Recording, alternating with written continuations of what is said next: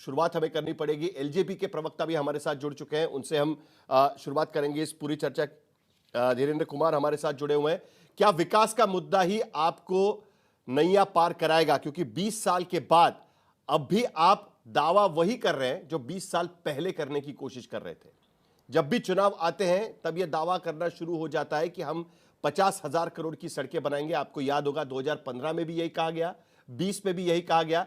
पलायनवाद को लेकर भी जब नीतीश कुमार की सरकार आई थी तब भी वादे किए गए थे, लेकिन आंकड़े अभी भी कुछ और बता रहे हैं। धीरेन्द्र कुमार। साहिल भाई, देखिए, विकास निरंतरता में चलने वाली प्रक्रिया है और जब से 2005 से एनडीए की सरकार बिहार में बनी है, यह प्रक्रिया वर्ष द वर्ष और तेजी गति से बिहार आगे बढ़ रहा है और बढ़ना भी चाहिए। इसीलिए यहाँ का आप देखेंगे कि जो प्रोग्रेस का जो दर है वो अन्य राज्यों के तुलना में ज्यादा तेज कर रहे हैं हम लोग। तो इस बात को भी हम लोग सुनिश्चित करते हैं कि अगला हम 5 वर्ष के लिए क्या बिहार को करने वाले हैं, ताकि देश के अग्रणी राज्यों की श्रेणी में हमारी सरकारें और बिहार के लोग भी आ सकें। और दूसरी बात है कि 2005 के पहले वाली बातों को याद कराना चाहते हैं साहिल भाई, कि इसलिए याद कराना चाहते हैं कि किस गर्त में इन लोगों ने बिहार को धकेला। आज हमको 4 गुनी ताकत से डबल इंजन ट्रिपल इंजन लगा लगा करके बिहार को हम लोग आगे लेकर के आ रहे हैं और आज बिहार आपको अच्छा और खूबसूरत दिख रहा है, चाहे वो सड़क का क्षेत्र हो, स्वास्थ्य का क्षेत्र हो, हवाई मार्ग हो, रेल मार्ग हो, यातायात हो, शिक्षा का क्षेत्र हो या इन्वेस्टमेंट का क्षेत्र हो। तो हर एक क्षेत्र में हम लोग तेजी से प्रगति कर रहे हैं। बिहार के लोग इसकी अनुभूति भी कर रहे हैं। जब यहाँ से पूंजी और लोग दोनों पलायन आरजेडी के शासन में किए थे, वो लोग भी आज अपने पूंजी के साथ अपने राज्य में वापस आने की प्रक्रिया में है और लोग आ भी रहे हैं। तो इन बातों को तो बिहार के लोगों को बताएंगे और देश के लोगों को बताएंगे ना साहिल भाई। और बाबा साहेब के नाम पर जब कुछ नहीं मिलता तो ये दलित दलित कार्ड जो खेलते हैं, मैं इस पे आना चाहता हूं कि जिस तरह से बाबा साहब के तस्वीर को इनको समर्पण के साथ किसी ने भेंट करने की कोशिश की, तो वहां पर से अपने पैर को भी हटाना वो अपना मुनासिब नहीं समझा। ये है इनके लिए दलित प्रेम। किसी जमाने में दलित इनको चाहिए वोट के लिए और सरकार चाहिए साहिल भाई नोट के लिए।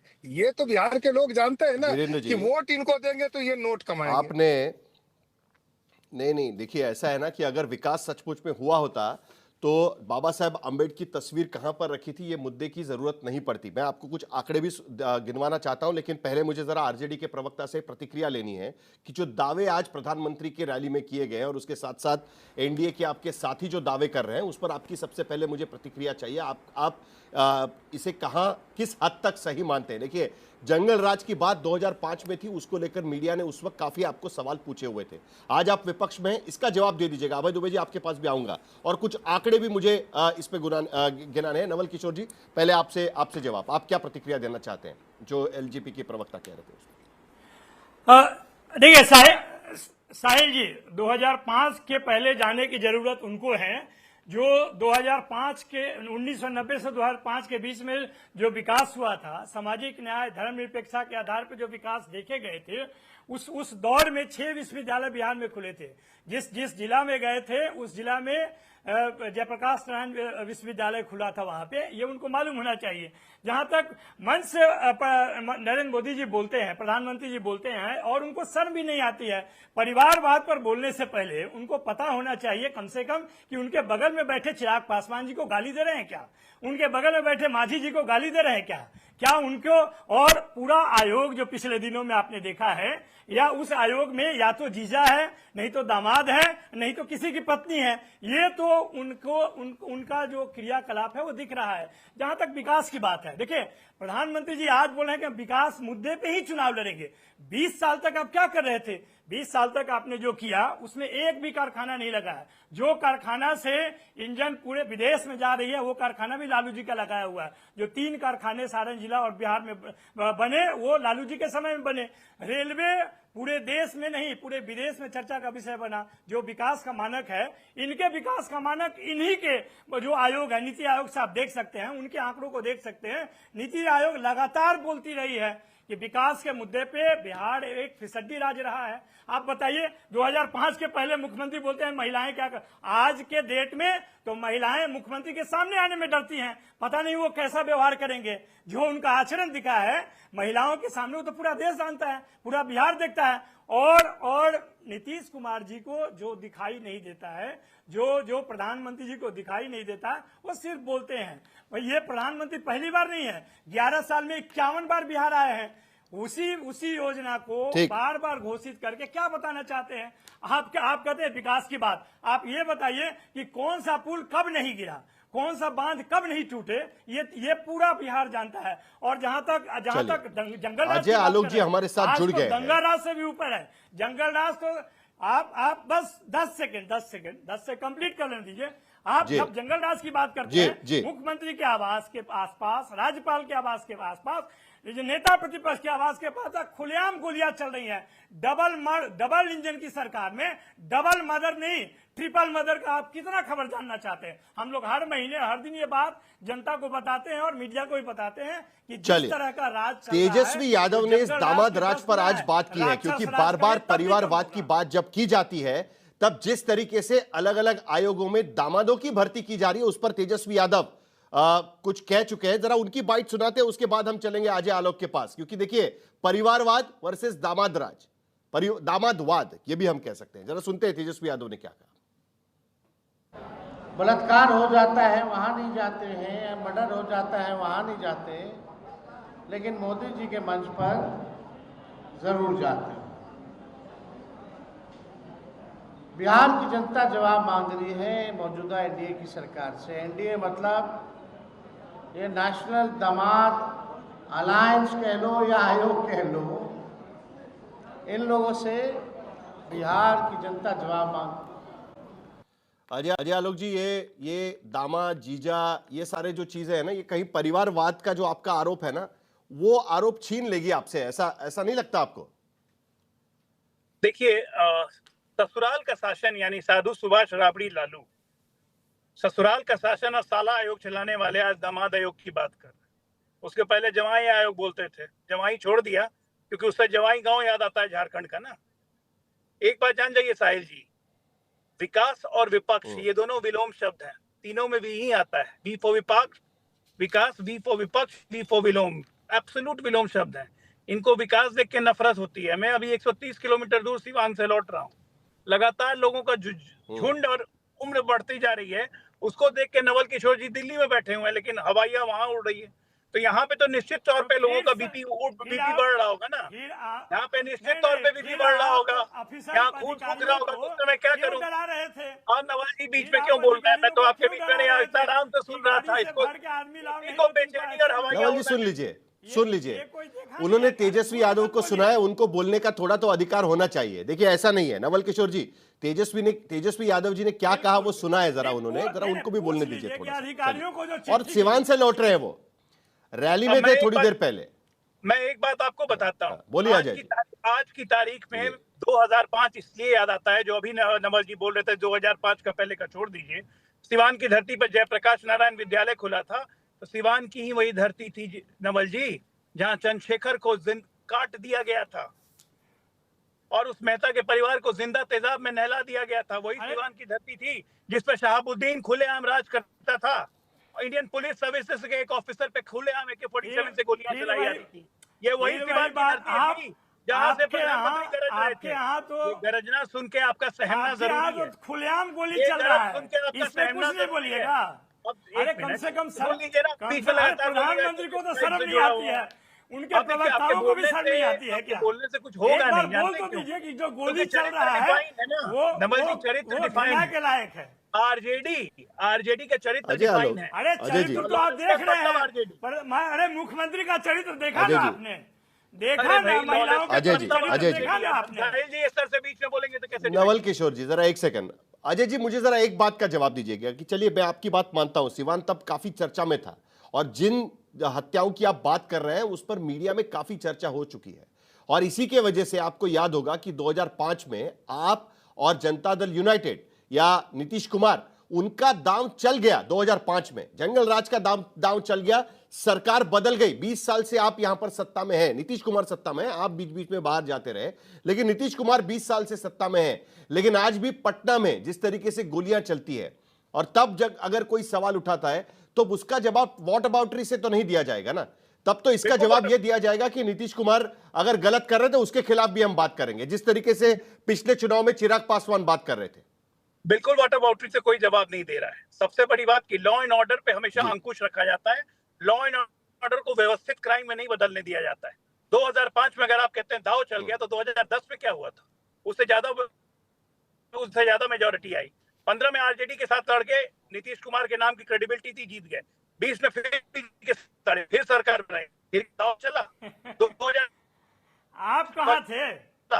2019 40 आई, दाव चला, दाव नहीं चला, जनता का विश्वास चला, जनता का भरोसा चला कि जहां बीजेपी रहती है वहां गुड गवर्नेंस होता है, जहां भाजपा रहती है वहां गुड गवर्नेंस होता है। और इसीलिए नीतीश कुमार भी 2 बार इनको छोड़ के गए, क्योंकि नीतीश कुमार जान चुके थे, नीतीश कुमार जान चुके थे, नीतीश कुमार जान चुके थे कि ये पूछ सीधी नहीं होगी, कितना भी नदी में डाल दीजिए, ये सीधी नहीं होने वाली। आरजेडी का जो चरित्र है वो चरित्र कभी नहीं बदलेगा, कहीं ना कहीं जरूरत नहीं है। नवल जी जितना बीच में बोलेंगे, कहीं ना कहीं हुड़दंगा ही करेंगे। नवल किशोर जी आपके सहयोगी पार्टी से पूछ लेते हैं, अरे मूछ आपके सहयोगी पार्टी से पूछ लेते हैं। अभय दुबे कुछ बात करना चाह रहे थे, मुझे अभय दुबे जी से यह सवाल, नहीं, अरे एक मिनट में सवाल तो मैं पूछ लेता हूं, बाकी चीजें तो होती रहेगी। अभय दुबे जी, कहीं ना कहीं अभय दुबे जी, कहीं ना कहीं नीतीश कुमार की छवि को धक्का पहुंचाने में आप लोग कभी सफल नहीं हो पाए, क्योंकि आपको भी चुनाव लड़ना पड़ा तो नीतीश कुमार को साथ में लेकर ही चुनाव लड़ना पड़ा, उनको साथ में लेकर ही आप सत्ता में आ पाए। तो छवि के मामले में कम से कम नीतीश कुमार को आप कहीं ना कहीं टच नहीं कर पाए, और इसी पर अभी भी एनडीए खेल रहा है। साहिल जी, भारतीय जनता पार्टी और जेडीयू ने बिहार की छवि को इतना धक्का पहुंचाया है, जिसकी व्याख्या आपने खुद ने की। विकास के नाम पर मैं बधाई देता हूं कि आपने बताया कि श्रम पोर्टल पर 3 करोड़ लोग रजिस्टर्ड हैं, और लोकसभा में इन्होंने जवाब दिया है कि 45 लाख लोगों का रजिस्ट्रेशन की प्रत्याशा और है। और एक और महत्वपूर्ण बात उसमें रेखांकित की गई है कि सभी लोगों की आमदनी परिवारों की 10,000 रुपए से कम है, ये शपथ पत्र दिया है। विकास की पोल भारतीय जनता पार्टी के शासन की खुलती है वहां बिहार में, जब नीतीश बाबू ये जो कास्ट सर्वे कराते हैं उसमें चौंकाने वाले तथ्य आए सामने। 2,76,00,000 परिवारों में से 94.4 लाख परिवार ऐसे हैं जिनकी आमदनी प्रति व्यक्ति 5 करोड़ लोगों की 40 लाख रुपए 40 रुपए रोज की है, और 5 करोड़ लोगों की आमदनी 67 रुपीज रोज की है, मात्र 67 रुपीज रोज की। अब आप आइए, 35,000 लोग अपने मेडिकल की जो सर्विसेज है उसमें 35,000 लोगों की वैकेंसीज है, 35,000 लोगों की, और सैंक्शन कितनी है? 59,000। मैं आपको बताता हूं, जो आप कह रहे थे अभी अपराध का राज, अपराध की स्थिति यह है कि बिहार में 953 अपराध रोज हो रहे हैं, 8 हत्याएं, 136 जघन्य अपराध।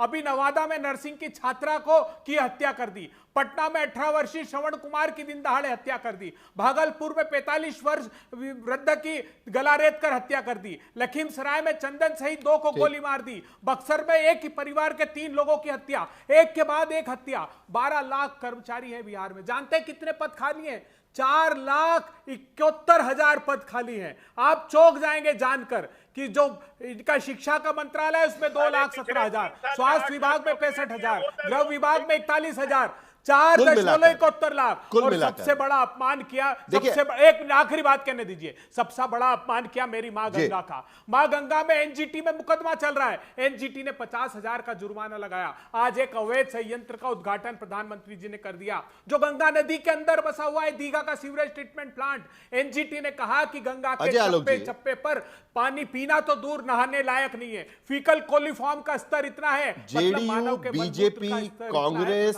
आरजेडी, जरा शर्म नहीं और कुछ हद तक एलजेपी भी।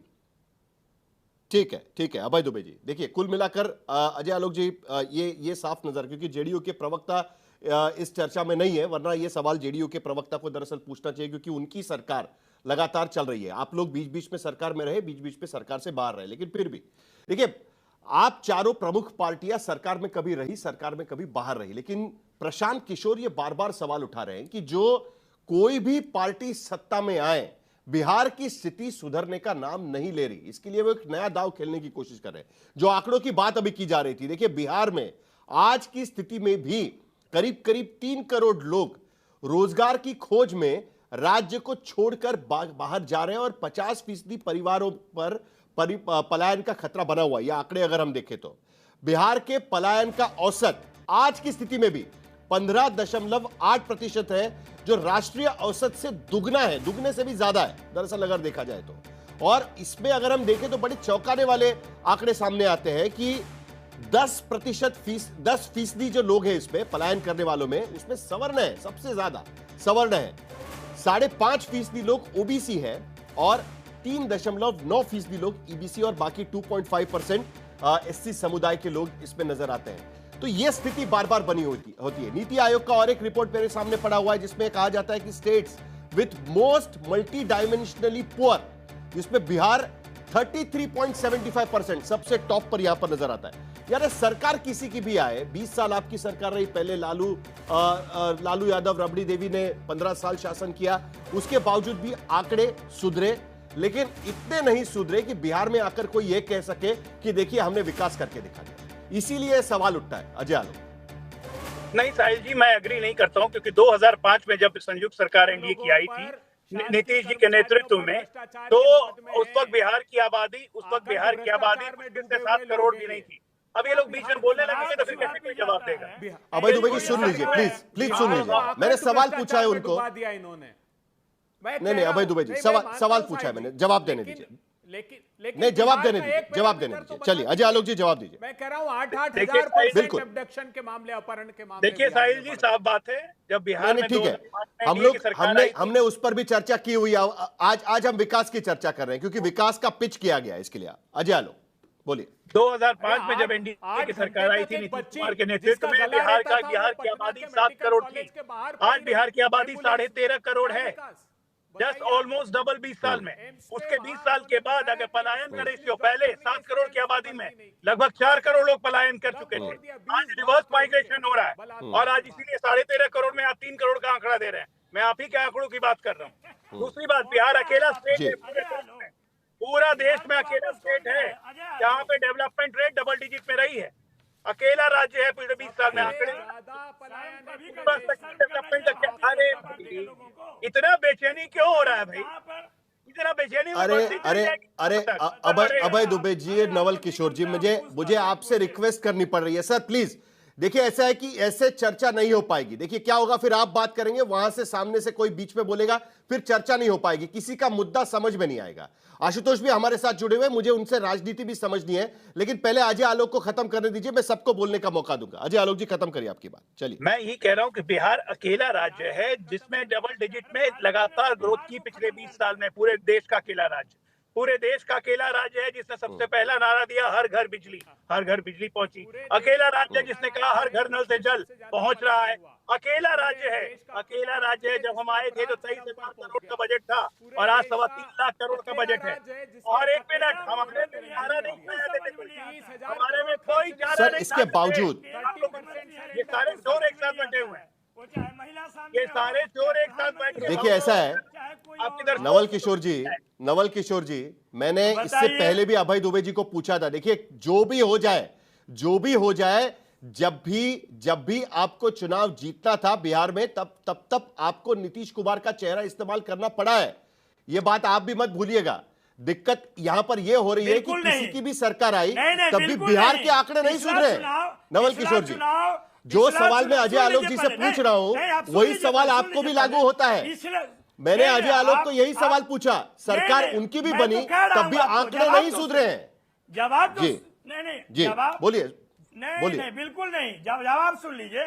नीतीश कुमार जी पिछले बार लगातार तेजस्वी जी के सामने छोटे और बौने दिखाई दिए। उनका दल तीसरे नंबर का दल था। उनको मुख्यमंत्री हमने बनाया 17 महीने का। क्यों बनाया? 17 महीने में जो काम तेजस्वी जी ने उनसे कराया वो भाजपा नहीं कराया। इसलिए क्यों इसलिए बनाया आपने? बनाया कि नीतीश कुमार जी खुद चल के आए, बोले कि हमारे दल को खत्म कर रहा है। इसलिए किया कि बिहार में 5 लाख नौकरी देना था, जो शिक्षा नीति थी उसको ठीक करना था, पर्यटन नीति को ठीक करना था, औद्योगिक नीति को ठीक करना था, खेल नीति को ठीक करना था, जो 20 साल में भाजपा नहीं कर पाई थी, करवा भी नहीं पाई थी। भाजपा का काम केवल है चोरी करना, अपराध करना, झूठ फैलाना, दुष्प्रचार करना। अब बताइए भारतीय जनता पार्टी क्या 20 साल में विकास का कोई बात की होगी?